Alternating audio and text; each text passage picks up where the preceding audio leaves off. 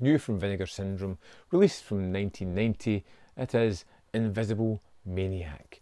Riff Coogan's, well, otherwise known as Adam Rifkin's, incredibly weird, unusual exploitation movie is just absolute bonkers. It's low budget, not low budget enough to be incredibly fun. It's a little bit more professional than that, but not enough to make it a great movie. This is one of those ones where I enjoyed it. I didn't think it was absolutely fantastic, but I did have fun with it. You should be in here studying, not acting like some sexually depraved vagrant off the street. We follow a scientist who is trying to deal with molecular structure. At the start of this, he has gathered together the brains of the scientific world to prove his invisibility serum really works. When it doesn't, and they laugh him off the stage, he goes on a rampage, killing them all. Dornwinkle, you are a disgrace to the scientific community. Being put up in a mental hospital, but of course he escapes and manages to get a job in a high school as a physics teacher. And it's there that he proclaims his sanity in all kinds of fun ways. "'Tis I, your friendly neighborhood invisible maniac." Why? Being a well-adjusted person, he starts to continue to experiment on himself, continue to eye up all the girls in class, to spy on them in their private moments as he struggles to come to terms with his inability to achieve invisibility. But then he does. He manages to figure it out and goes on a rampage. The title says it all, an invisible maniac, and that is what he is. I'd be willing to do anything for an A. Vic, yeah.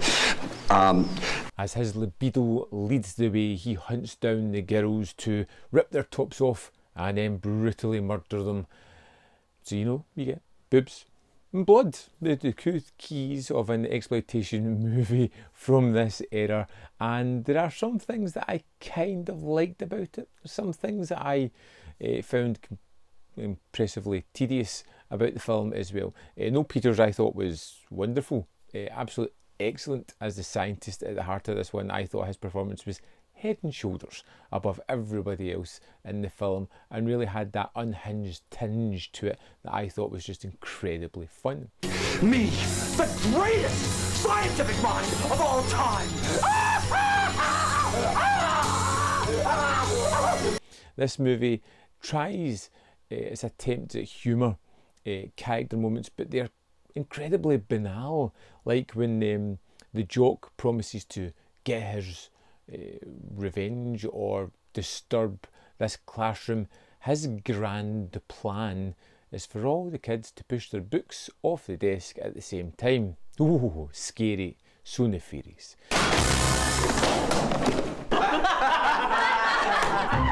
Kind of silly, but then it'll go to other moments that are incredibly funny, like when the invisible maniac is killing a man with a sandwich. It's silly, it's over the top, it's got a wonderful effect, and it just looks pretty great. There are moments where things happen that I just can't understand. One girl, her two hands far apart are pinned to a wall, and somehow a bra gets ripped off as well. Does it make sense? No. Does it have to? I don't really care. It's boobs, blood, and a little bit of giggles along the way. This is one of those movies where I enjoyed some of it and kind of faded out other moments. I zoned in and out of the movie as it played. I wanted to like it more than I actually did. I found the actors to be having a great time, and because they were having such fun, it kind of came across in the screen. I just felt it needed a little bit more money, a little bit more time to really grow. But still, a fun movie nonetheless.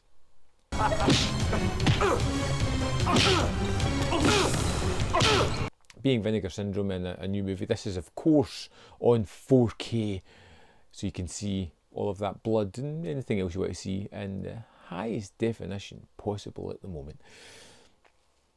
Quite a few extras on this disc as well, so let's dive in, have a look at the extras. We'll see what's on show here.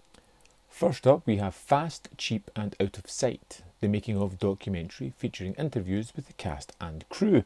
This is a really fun retrospective talking about the film, where we have Adam Rifkin, we've got the producer, we've got stars all talking about their experiences in making this, and it's got some really fun effects. It's just a fun addition to the film. Next up we have Deleted Scene, just one, which is Dream Sequence, which lasts 13 minutes. Now this is from the point of view of the kind of school janitor.